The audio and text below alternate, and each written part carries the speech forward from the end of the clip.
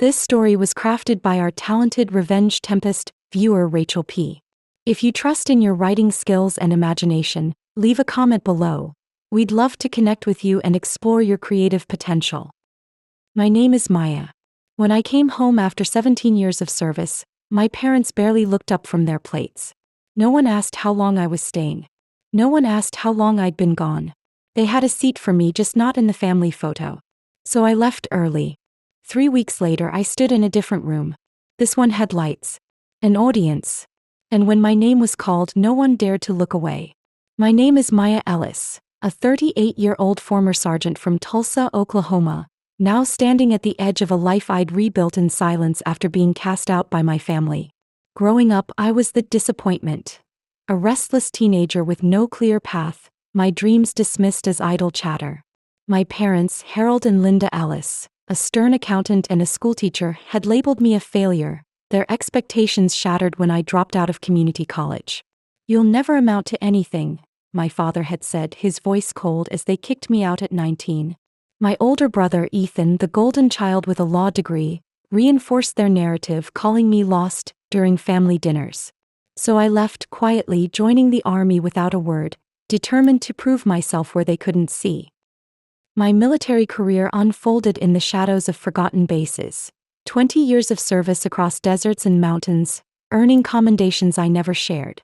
I rose to sergeant, leading reconnaissance teams with precision, my limp from a shrapnel wound a silent badge of honor. I avoided home, sending occasional postcards that went unanswered, my updates met with silence. The army became my family, its structure a refuge from the rejection I'd known. But after a final mission left me with a medical discharge, honorable but career-ending, I decided to return. 17 years had passed, and I craved a glimpse of the life I'd left behind, hoping for a thaw in the icy distance. The homecoming was colder than a war zone. I arrived at my parents' modest house in Tulsa during my father's retirement dinner, a gathering of relatives and colleagues. The dining room glowed with warm lights, laughter filling the air as Ethan toasted Dad's career. I stood in the doorway, uniform pressed despite its wear, my medals tucked away, expecting a welcome. No one looked up. My mother nodded curtly, offering a seat at the far end, while my father continued his speech, my name absent from his list of family achievements. Ethan smirked, whispering to his wife, "She's still the same drifter." The final blow came when I noticed my childhood photo, me in a school play, beaming, replaced on the hallway wall with Ethan's law school graduation shot. They hadn't just given up on me, they'd erased me as if I'd never existed. The coldness cut deeper than any battlefield, and I left early, the silence a weight on my chest. 3 weeks later, a letter arrived, delivered by a stern officer in dress blues. The envelope, marked with the Department of Defense seal, read, "Sergeant Maya Ellis, recipient of valor." Inside was an invitation to a national ceremony, honoring soldiers for covert operations that had saved lives. My missions documented in secret files. The letter ended with a note. "Your presence is requested for a live TV broadcast, where the President will personally award you the Medal of Honor." My hands trembled as I read it, the recognition a shock after years of invisibility. I called the officer, a Major Alan Carter, who confirmed my unit's classified success had been declassified, my role pivotal. "You've earned this, Sergeant," she said. "Your family may not see it, but the nation does." The news stirred a mix of pride and pain.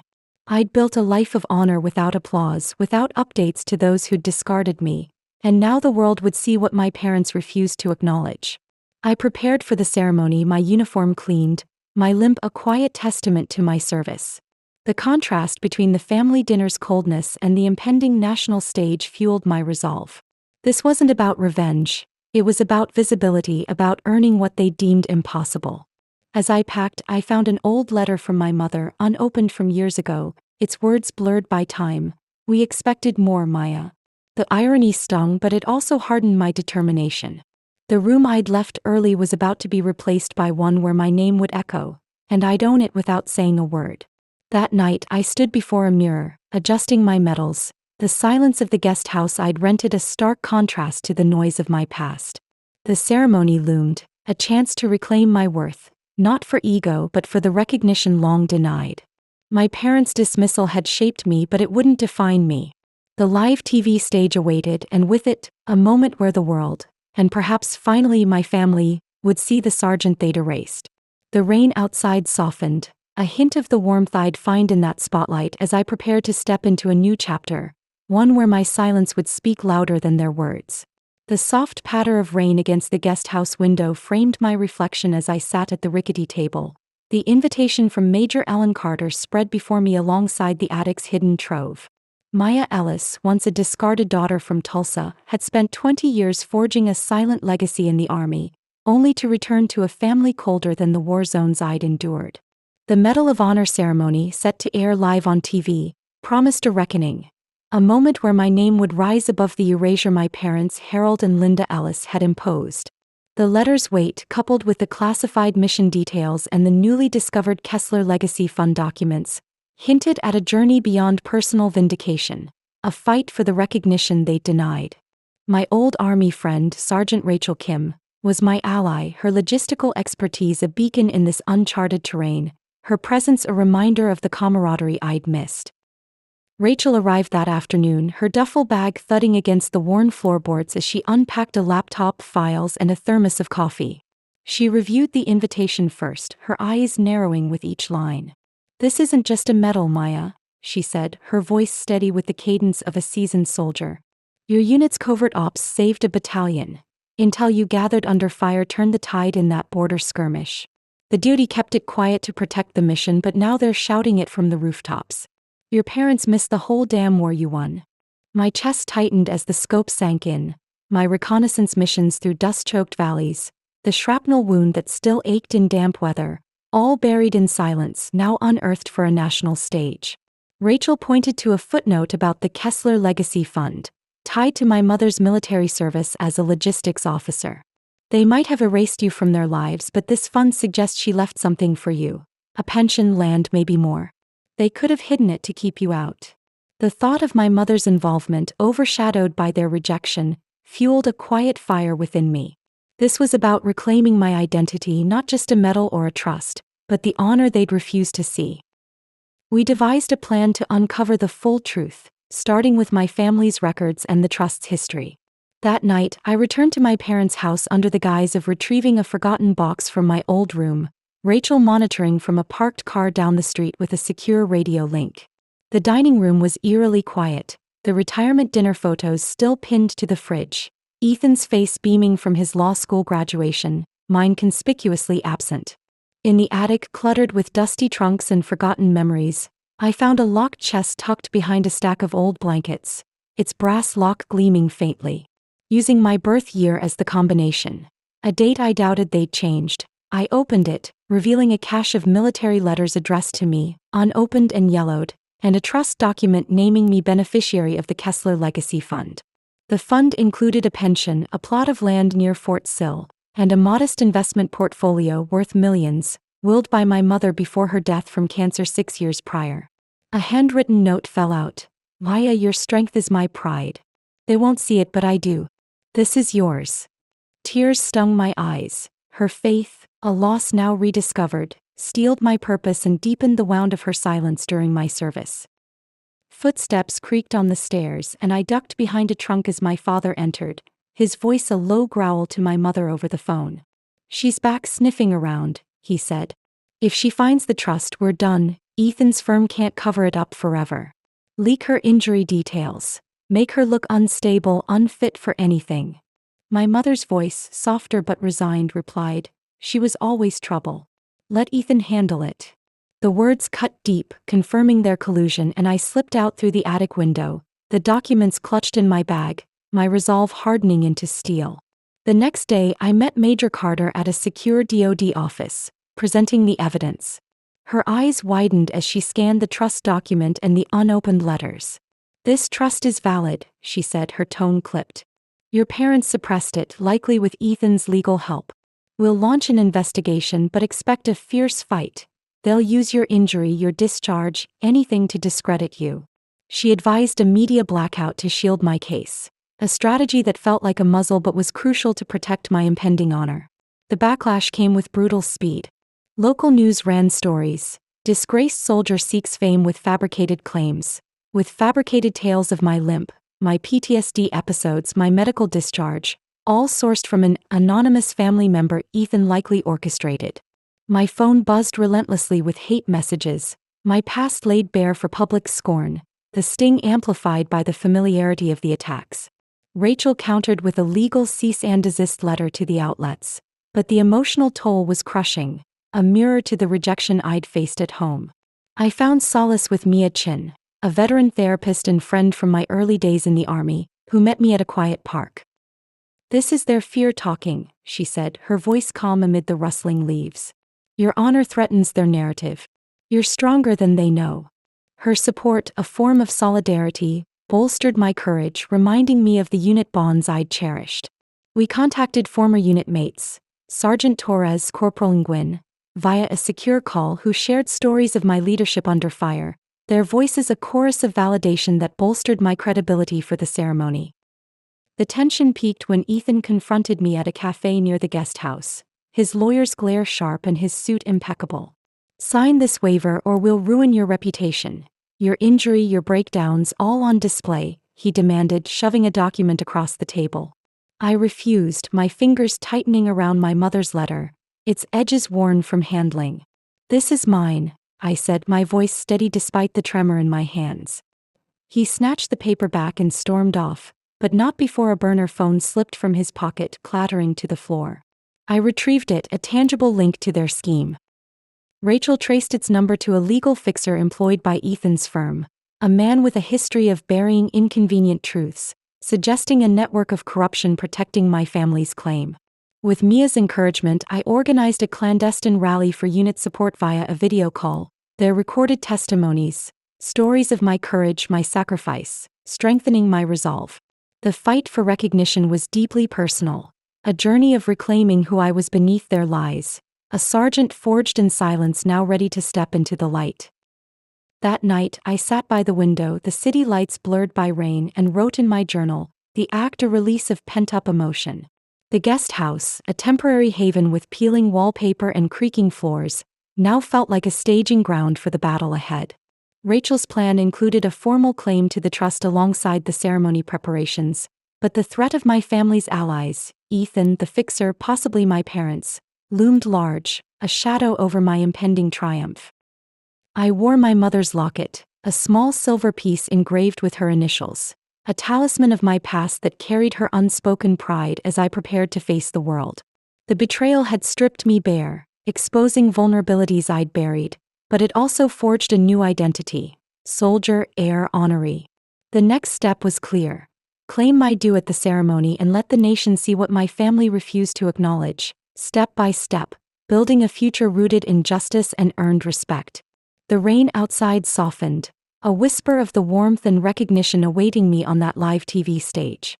The rain tapped a gentle rhythm against the guest house window as I stood before the mirror, the Medal of Honor citation in my hands, its weight a tangible link to the journey ahead. Maya Ellis, once a dismissed daughter from Tulsa, had transformed 20 years of silent service into a legacy that would soon shine on live TV. The evidence: Victor Lang's audio confession, the suppressed Kessler Legacy Fund, unit testimonies, had paved the way for a national reckoning, while the burner phones tied to a legal fixer hinted at a deeper struggle. My family's cold rejection had scarred me, but it had also forged an unyielding resolve. This was no longer just about claiming a medal or a trust. It was about dismantling the erasure that had defined my past, rebuilding a future where my honor stood unshaken. The next morning, I met Major Ellen Carter and Rachel at a DoD briefing room, the air charged with anticipation. Carter reviewed the evidence, her fingers tracing the trust document seal. "This is unassailable," she said, her voice firm. "Lang's admission, the offshore funds, the forged suppression. It's a clear case of fraud and coercion. But the fixer and Ethan's firm suggest a syndicate protecting their interests." She outlined a strategy: file for an injunction to secure the trust, subpoena the fixer and Ethan, and proceed with the ceremony to maximize public exposure. "They'll attack your credibility," she warned. "Your injury and discharge will be their leverage." The thought of my limp and PTSD dissected on national TV sent a chill through me, but Rachel clasped my shoulder. We'll turn it into your strength, she said. With Mia's guidance, we crafted a narrative framing my resilience as proof of my earned honor, a story of solidarity with veterans overlooked like me.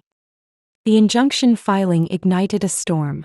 My father stormed into the guest house, his face a mask of fury, a court summons crumpled in his fist. You think you can take what's ours? He shouted, his voice echoing off the thin walls. My mother lingered behind, her eyes avoiding mine, while Ethan flanked them, his lawyer's demeanor cold. Sign it over or we'll bury you, your injury, your breakdowns all exposed, Ethan demanded. I stood firm, my mother's letter clutched tight. You stole it, I said, my voice steady. I'm claiming what's mine. They retreated, but I overheard Ethan muttering about escalating with the fixer, a threat that sharpened my focus. Rachel traced the burner phone to Victor Lang, a legal operative with ties to a corporate law firm shielding Ethan's interests, a network profiting from my family's deceit. This was a conspiracy and I was the target they couldn't silence. The ceremony day arrived, a crucible of nerves and pride. Mia coached me relentlessly, her sessions blending therapy with media prep. They'll paint you as fragile, she said. Show them your steel. I rehearsed my acceptance, recounting my mother's trust, the unit's sacrifices, the forged erasure, each word a shield against their attacks. The event hall buzzed with cameras and dignitaries, my family seated in the back, their presence a silent challenge. I took the stage, my uniform crisp despite the limp, my voice trembling but clear. This medal honors not just me but every soldier the world forgets, I began. The president approached, reading my citation, covert ops that saved hundreds, before pinning the Medal of Honor on me, my name echoing on live TV. The audience rose, applause thundering, a stark contrast to my family's silence. The turning point came when Lang was subpoenaed post-ceremony.